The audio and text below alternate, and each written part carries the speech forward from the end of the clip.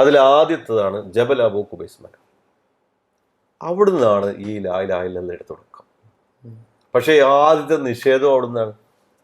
അതായത് മറ്റേ പ്രവാചകൻ കുടുംബത്തിനെ വിളിച്ചു കൂട്ടി, എല്ലാവരും വിളിച്ചു കൂട്ടി.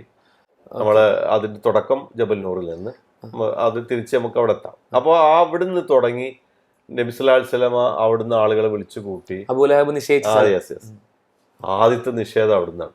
പക്ഷെ ആ മാല നമ്മളോട് പറയുന്ന ഒരു കാര്യമാണ്, എൻ്റെ മടിത്തട്ടിൽ ഇരുന്നുകൊണ്ടാണ് നിങ്ങൾക്ക് നിങ്ങളുടെ പ്രവാചകൻ ലാ ഇലാഹ ഇല്ലല്ലാഹ് പറഞ്ഞു തന്നത്.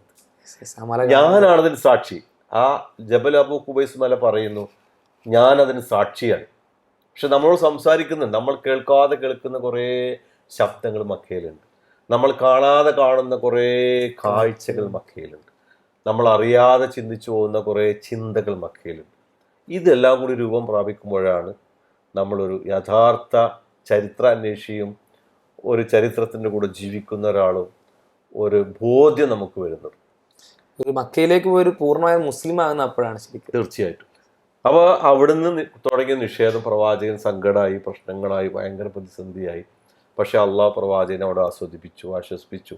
സാരല്ല മുഹമ്മദെ, താങ്കൾ നിഷേധിച്ച അയാൾ, അതാണ് തബ്ബത്ത് യദാ അബീ ലഹബിൽ ആയത്ത് അവിടുന്ന് ഇറങ്ങി. പക്ഷെ പ്രവാചകന് ഒരുപാട് സങ്കടം വന്നു കേട്ടോ. സങ്കടം സഹിക്കാൻ വയ്യാതെ വന്നപ്പോൾ അള്ളാഹ് ആശ്വസിപ്പിച്ചു.